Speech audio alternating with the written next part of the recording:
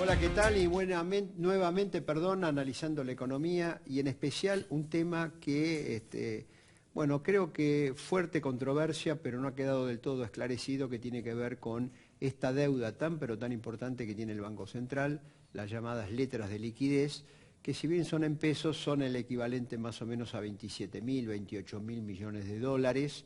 Es una pesada carga.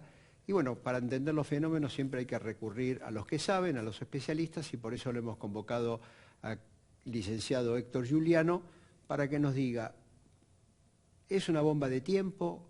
¿Se puede desarmar esto sin que tenga algún tipo de cimbronazos en la economía y sobre todo en la economía de todos los días, en la economía familiar? Bueno, de todo, gracias por la invitación. Lo primero que puedo decir es que yo no tengo respuesta para ese interrogante y no creo que nadie la tenga. ¿Por qué? Y si alguno la tiene, no creo que lo vaya a decir. ¿Por qué motivo? Y porque es un aspecto muy delicado. A ver, el problema básico de la Argentina es financiero, no es económico. Y pero la economía... Sí, la economía sufre las consecuencias de la política financiera. Por eso digo, primero encuadremos, hagamos un planteo de la situación para ver cómo viene la mano. El problema es financiero, no económico. Y esto se rige a través del rol del Banco Central, que es quien dirige la política financiera, monetaria, cambiaria y bancaria. Dentro de eso hay un problema central. El problema central es el sobreendeudamiento del Banco Central. ¿Qué hacemos con un Banco Central que tiene pasivos por el equivalente de 87.000 millones de dólares y reservas por 68? Esa es la ecuación. Y máxime porque esa deuda... O sea, tiene un patrimonio neto negativo. No lo tiene formalmente porque cuando se computan otros rubros el patrimonio neto le da superavitario, creo que en unos 500 y pico de mil pesos. Pero es una presentación contable cuestionable. ¿Por qué? Porque dentro de eso hay 1.300.000, 1.400.000 de títulos públicos que son un pagadiós, o sea, están inflando el activo. Su activo tiene papeles del gobierno. Claro, tiene papeles de baja calidad, así que si usted lo computa realmente, la calidad de sus activos es muy baja. Perfecto. Eso, muy bien. Pero Sigamos. voy a esto que usted me pregunta. Primer problema que veo, un banco central sobreendeudado y a corto y cortísimo plazo. El stock de LELIQ es 1.300.000 millones de pesos, es decir, tanto como la base monetaria. Por eso yo digo que en realidad para computar la verdadera base monetaria hay que sumar la base monetaria formal, 1.300.000, 1.350.000, más la parte de la base monetaria que está retenida por LELIQ que pagan tasas de interés del 60%. Tenemos el doble. Y a eso le tenemos que sumar una masa de pases pasivos que son a un día de plazo y que suman casi otro billón de pesos. 21.000 millones de dólares. Billón, 900, tengo los datos. Pero billón, para que la gente sepa, un billón son un millón de millones. Claro, no en la grafía anglosajona que ellos hablan de miles de millones, no, esto es 1.000.000 de millones.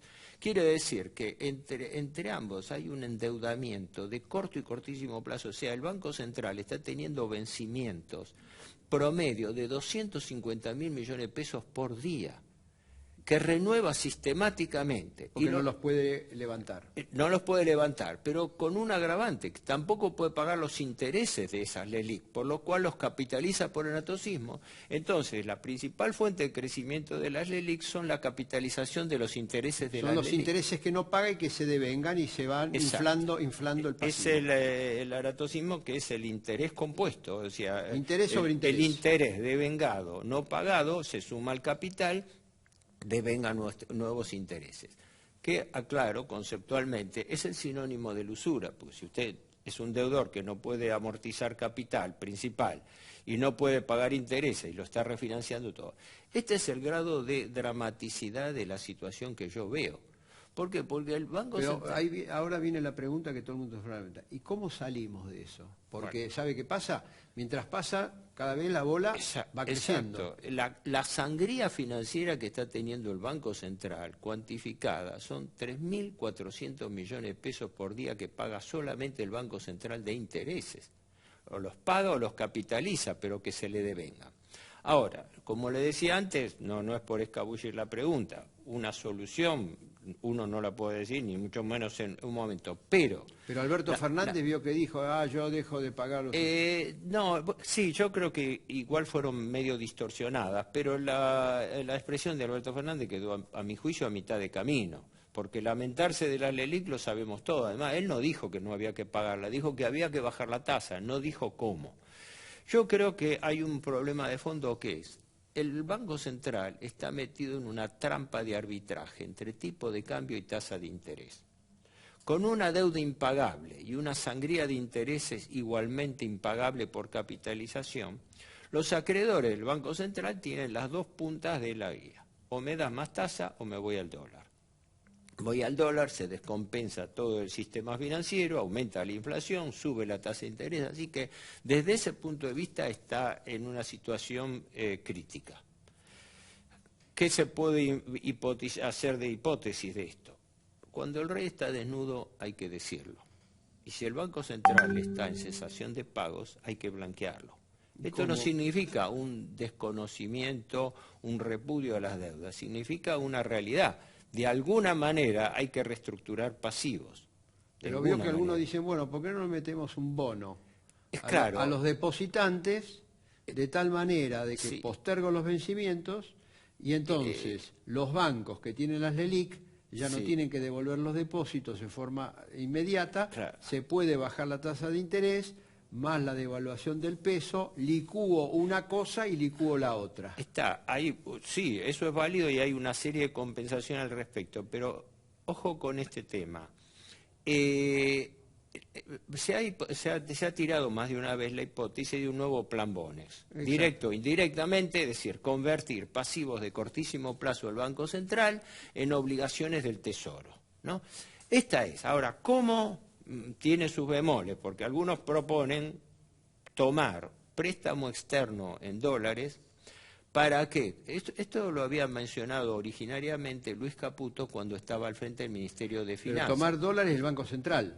El Banco Central toma el Tesoro. No. La hipótesis que se había barajado antes que se firme el acuerdo con el fondo era: el Fondo Monetario le prestaba una masa de cerca de 20.000 millones de dólares al Tesoro.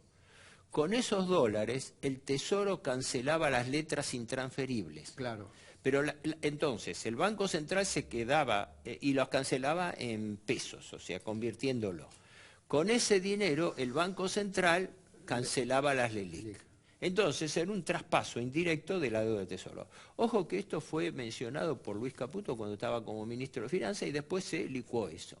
Y yo creo, en mi opinión, que la explicación es bastante más perversa.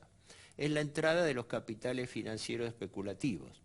Porque los capitales especulativos que antes operaban directamente a través de las LEBAC, ahora operan indirectamente a través de las LELIQ por vía de los bancos.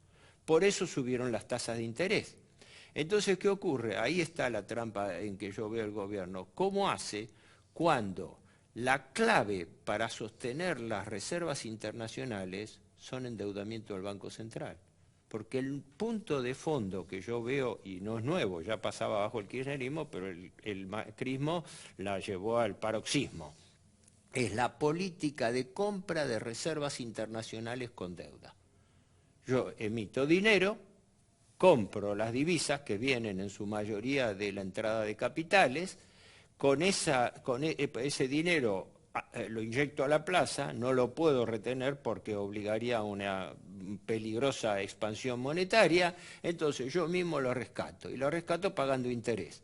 Entonces me pongo en manos de los acreedores, porque ahora, esos mismos capitales que entran se van y se llevan. Ahora el gobierno dice, yo no emito para que no suba la inflación, pero emite algo que es peor, porque es una moneda, digamos, que paga interés, mientras... Si emitiera pesos, no hay intereses en los pesos y eso se licúa. En cambio el otro no se licúa, sino que al revés, es una bola de nieve. Mire, eso ha sido planteado hace ya mucho tiempo. Entre emitir dinero y emitir deuda, mejor emitir dinero, porque por el dinero que se emite no se paga interés. Fíjese la paradoja. El país se endeuda con el Fondo Monetario, el país se endeuda con todos estos fondos de inversión que están entrando, que son capitales acreedores. Eso genera expansión monetaria. La expansión monetaria yo la absorbo, la esterilizo pagando interés. Más todavía, hoy en día la única fuente de emisión monetaria que tiene el Banco Central, según tengo entendido, es imprimir billetes para poder pagar una cuota aparte de los intereses. O sea, estamos faltando aún de verdad. Por lo cual, dentro de esa opción, la alternativa de una emisión controlada de moneda es una variante. Entonces, para yo le agrego algo, sí. un minuto, ¿Cómo no? le agrego algo. Aunque hay que someterla a mucho control, pero acá nos puede eludirse la posibilidad de una moneda alternativa, de una moneda paralela. ¿Cómo es eso? Es una maniobra riesgosa, se intentó y salió mal, pero porque fue abortada en el breve periodo de Rodríguez Sá, cuando recuerda que David Espósito habló del argentino. Pero esa idea fue abortada, no llegó a... Pero la idea subyacente de que pudiera, a mi juicio, emitirse una moneda paralela, no convertible, y que girase paralelamente como ¿Pero qué medio sería? de ¿Como pago. una especie de LECOP?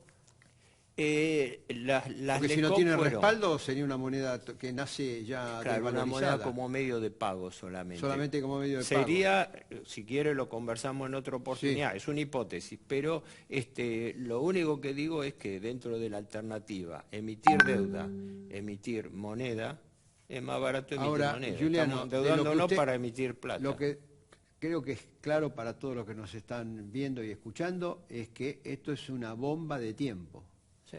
Gane quien gane las próximas elecciones. Y lo peor, que el actual gobierno no solamente ha generado esta bomba, primero del EVAC, ahora del ELIC, que es peor, porque es a plazo más corto y paga más tasas de interés. Son a 7 días que se renueva.